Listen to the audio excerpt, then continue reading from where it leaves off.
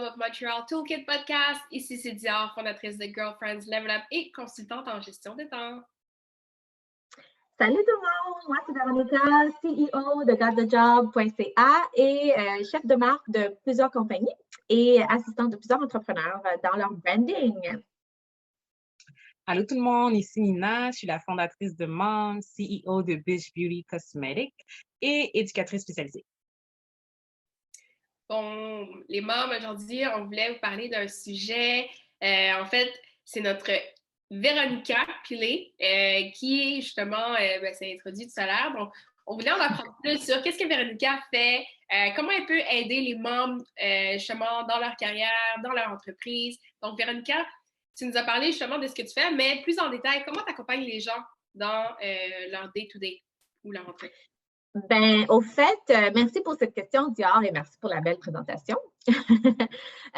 Moi, j'accompagne les individus et les entrepreneurs à définir leur positionnement personnel de sorte à ce qu'ils puissent mettre de l'avant leurs atouts et au fait aligner leurs intérêts, leurs objectifs de carrière ou professionnel ou entrepreneurial avec leur public cible. Donc, que ce soit des employeurs spécifiques ou une base de clientèle, vraiment pour qu'ils puissent s'aligner et gagner leur pitch à chaque fois qu'ils le font. Donc, je fais ça en déterminant… Oups, vas-y. Non, je disais, c'est vraiment intéressant ce que tu fais. Et pour toi, c'est quoi l'importance justement des entrepreneurs d'enligner vers leur public cible? Qu'est-ce que ça leur apporte de faire cette démarche-là? Donc, à prime abord, c'est d'installer la crédibilité avec leur public cible, d'instaurer la confiance et de bâtir leur confiance en eux aussi en même temps. C'est le plus que tu gagnes, le plus que les gens comprennent qu'est-ce que tu veux dire et te voient comme la solution à leurs problèmes ou la personne qui va apporter la solution aux problèmes qu'ils ont. Ça va te permettre de mieux te positionner puis de mieux de faciliter ton accès à des contrats ou à des ventes parce que tu as moins à t'expliquer et les gens comprennent tout de suite, beaucoup plus facilement qu'est-ce que tu as à offrir. Oui, super. Puis tu parlais aussi que oui, tu accompagnes les entrepreneurs, mais tu accompagnes aussi les gens en entreprise dans leur avancement de carrière et tout ça. Donc, comment tu accompagnes ces personnes-là qui pourraient avoir recours à tes services?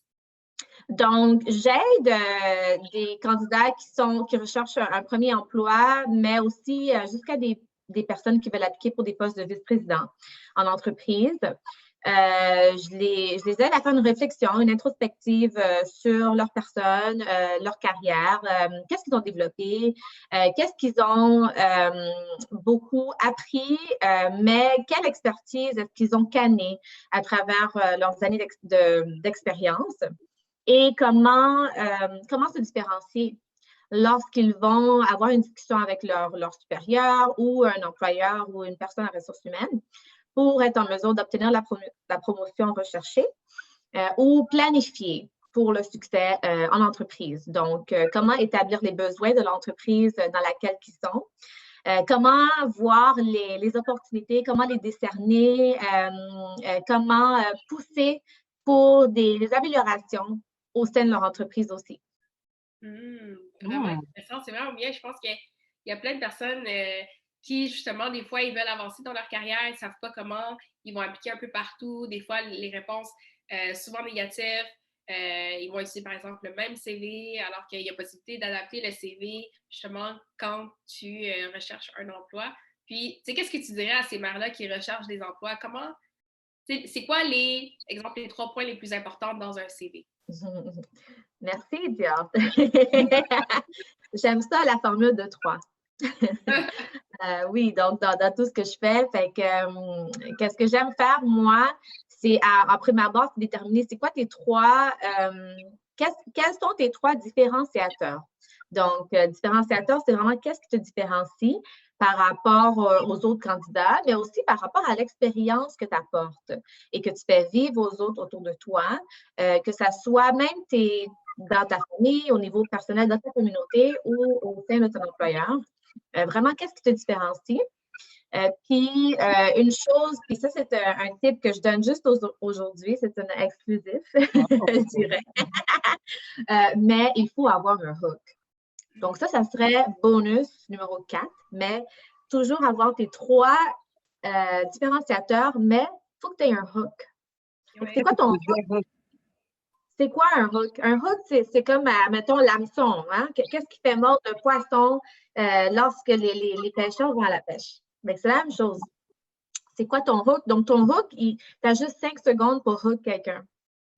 Qu'est-ce qui se passe dans 5 secondes lorsqu'il atterrit sur ton CV? Qu'est-ce qui se passe dans 5 secondes lorsqu'il t'entend parler?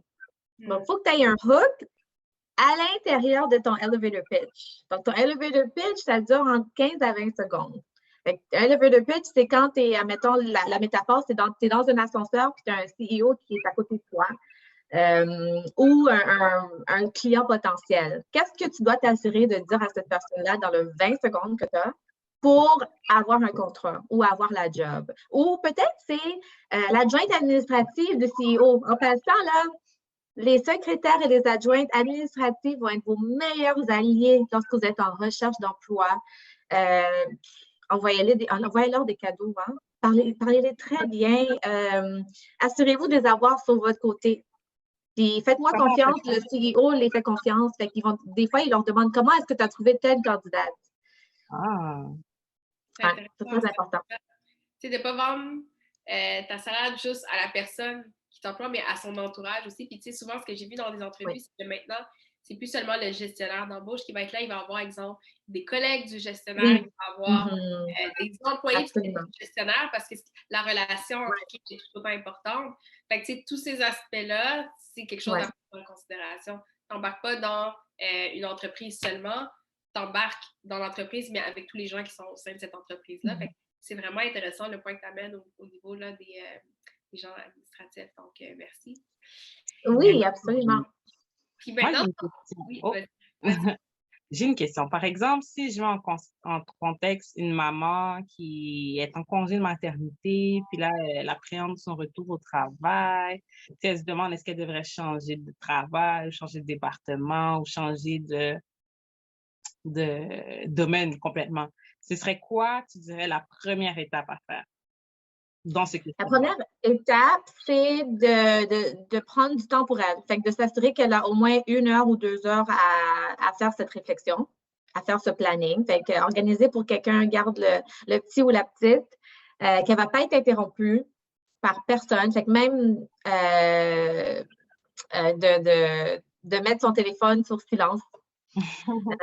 C'est important qu'elle ne soit pas interrompue puis qu'elle puisse juste fermer les yeux, faire de l'introspection puis se projeter. Donc, vraiment visualiser qu'est-ce qu'elle veut être dans la vie en général. Quel genre de personne qu'elle veut être, quel genre de maman, quel genre de femme, de copine, quel genre de personne qu'elle veut être à son mari ou à son chum, à ses amis, à ses parents, à ses soeurs et frères. Comment est-ce que ça ensuite va se traduire dans la carrière que tu vas avoir, dans ton domaine professionnel et la personne que tu vas être dans ton domaine privé. Donc, vraiment établir un triangle comme ça visuellement, le faire sur papier. Ensuite, écrire, OK, qu'est-ce que tu as besoin pour être cette personne ou qu'est-ce que cette personne-là a besoin? Elle a besoin d'être heureuse, elle a besoin d'avoir un revenu stable, elle a besoin d'avoir du temps pour elle. Qu'est-ce qu'elle a besoin, cette personne-là, que toi, tu rêves de devenir, c'est ultimement? Quelles sont les ressources qui vont être nécessaires, que ce soit budget, que ce soit en temps, que ce soit matériel ou en connaissances, que ce soit de l'éducation qu'elle doit aller chercher, toutes les énumérer. Ensuite, regarder un timeline, un échéancier. Okay? Quel est le temps qu'elle a devant elle? C'est quoi son deadline à elle qu'elle se donne? Qu'elle veut atteindre ces objectifs-là. Déterminer aussi en lien avec les ressources, les objectifs qu'elle peut aller atteindre. Et commencer comme ça, mais c'est sûr que ce n'est pas évident de le faire tout seul. Donc, je te conseille fortement de faire appel à des experts. Et juste pour vous dire, les millionnaires de ce monde ont tous des coachs. Ils ont tous des coachs, que ce soit coach alimentaire, exercice, psychologique, affaires, communication, tout. Oui. Tout le monde qui qui réussit dans la vie a des coachs, a des mentors qui le suivent. Ils ont des personnes qu'ils ont identifiées comme « Wow, cette personne-là, j'aimerais ça faire des choses similaires à elle. » Ils ont des gens à qui ils s'associent. Puis souvent, les gens qui réussissent dans la vie, ils regardent le profil de quelqu'un qui réussit, puis ils copient exactement la même chose que la personne fait. C'est pas pour dire qu'il faut copier ce que les autres font, non. Mais déterminer des éléments qu'on aime ou qu'on apprécie dans d'autres profils et de se les personnaliser par rapport à nous, par rapport à notre train de vie et nos objectifs, parce que nous, on a chacun notre propre vérité et on est tous uniques, on n'est pas pareil.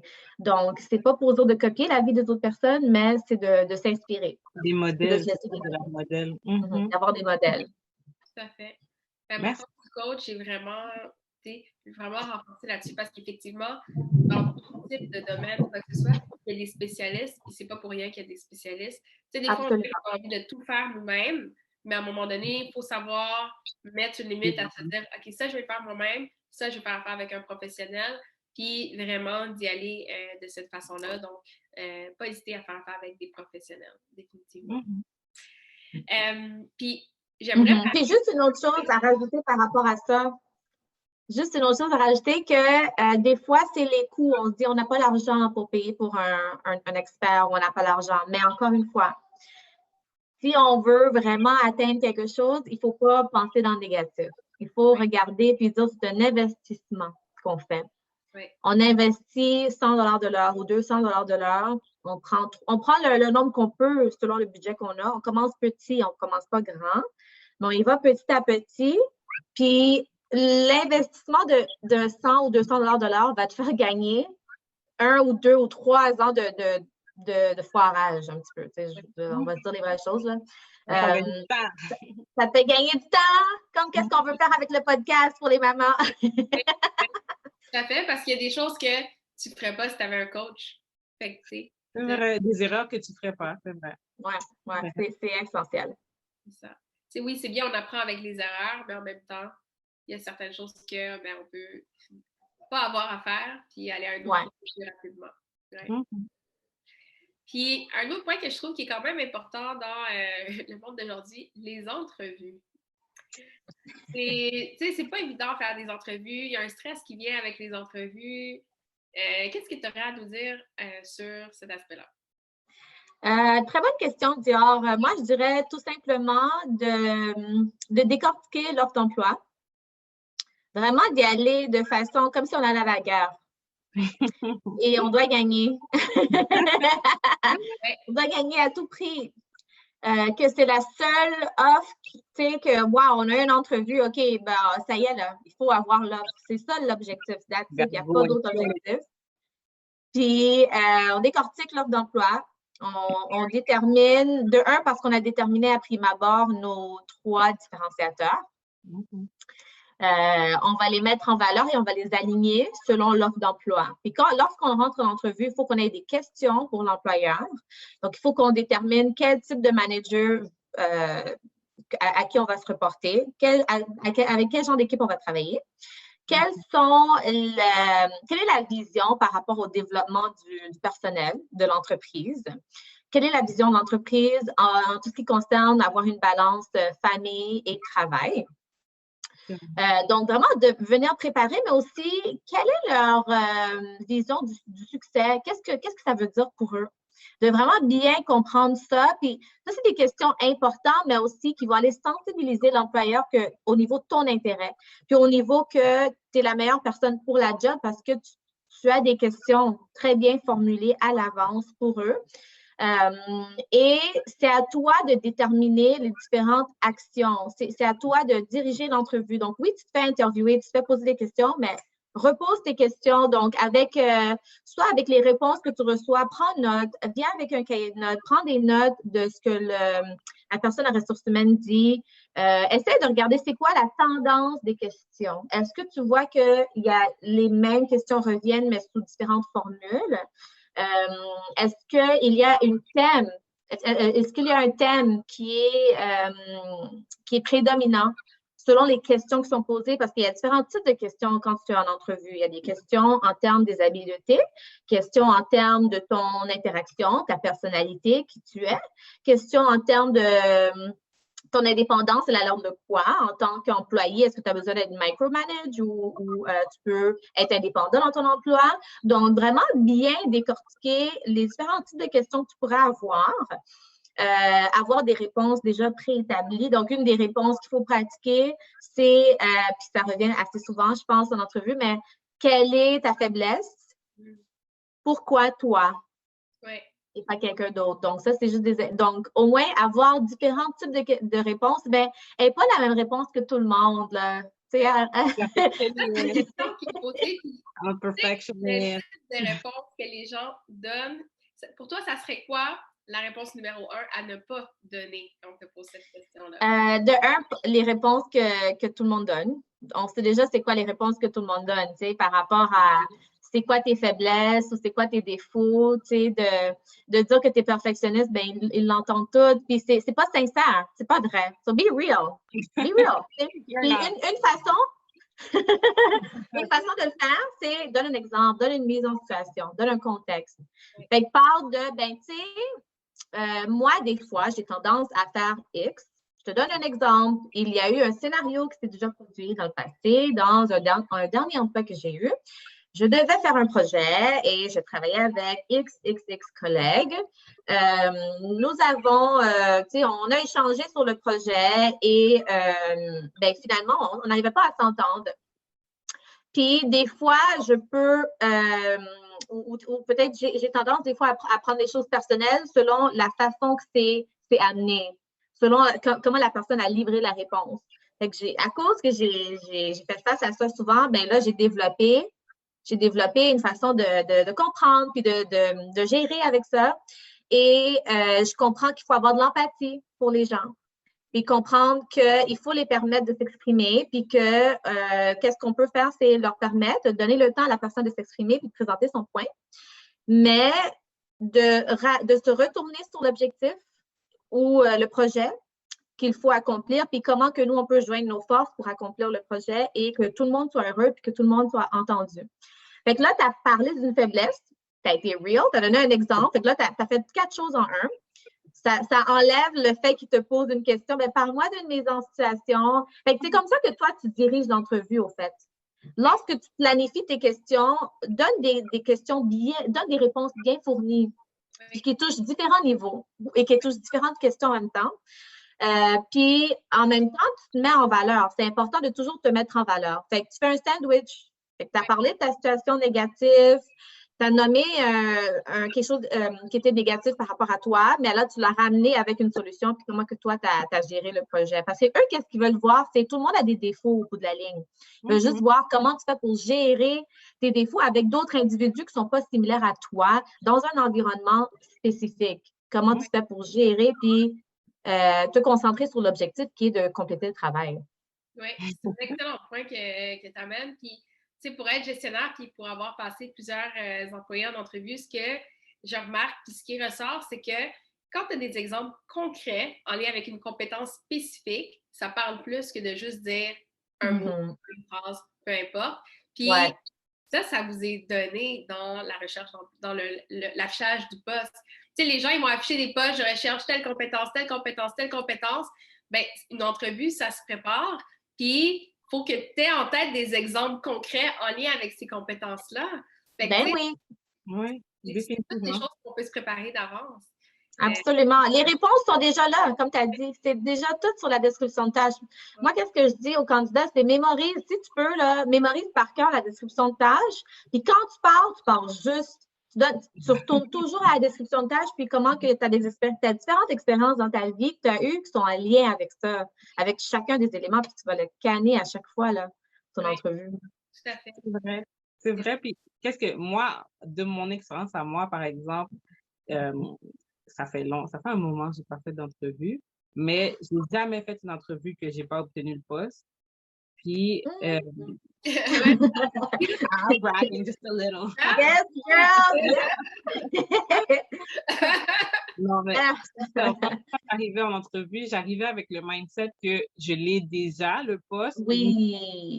Nous discutons des conditions de travail, etc. Mais moi, ma lacune, c'était vraiment au niveau de faire mon CV. J'avais l'impression que je savais que si tu m'appelais pour une entrevue, je savais que j'allais avoir la job. Mais il fallait que tu m'appelles pour une entrevue. Fait c'est ça, c'est ça, il faut combiner. Puis je pense que là, comme je disais, j'arrive là, puis je me dis, OK, I got this. Mais comme tu as dit, Véronica, c'est vraiment une conversation dans le sens que, oui, c'est vrai que tu as besoin de cet emploi, mais cet emploi-là a aussi besoin de toi. Tu ne peux pas aller comme si tu es en train de quémander une job. C'est pas ça. Tu es qualifié, tu arrives là, puis tu leur montres qu'est-ce que tu peux offrir pour eux, puis en retour, qu'est-ce qu'eux, ils peuvent t'offrir en tant qu'employé. Exactement. Donc, ouais. C'est aussi s'amuser, hein. C'est le fun. C'est le fun. On rencontre des nouvelles personnes. Faites des blagues. Préparez des blagues. Puis laissez votre personnalité sortir. Vous êtes avec des amis. Faites semblant que vous êtes dans un bar et que tu viens de rencontrer le CEO. Il prend un drink lui aussi. OK, let's go. On va parler, là. C'est le fun. Ouais, vous-même. Parce que aussi, quand tu essaies d'être une autre personne ou peu importe, les gens le savent, ça se ressent. Il semble qu'il y a un blocage, il y a quelque chose. Donc, soyez vous-même. Puis ça, c'est un truc, ça, c'est peut-être comme, OK, je ne devrais pas dire parce que c'est vraiment un truc comme que je dis à mes clients, mais juste à cause que l'entrevue a tellement été le fun, là, ils ont vécu une expérience avec toi, même si ils voient que finalement, tu n'as pas tous les atouts pour la job, fais-moi confiance. Ils vont te rappeler là d'ici quelques mois pour quelque chose d'autre.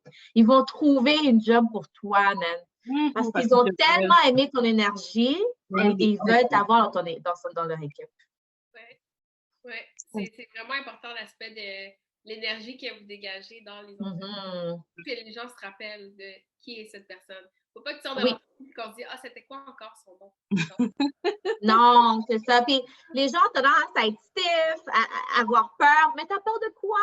T'as peur de quoi? Tu ne l'as pas, la job, tu ne l'as même pas. Fait il n'y a rien que tu peux perdre si tu ne l'as pas eu. Exactement. Le pire qui arrive, vous n'aurez pas la job. Fait que donnez votre 110 Ouais.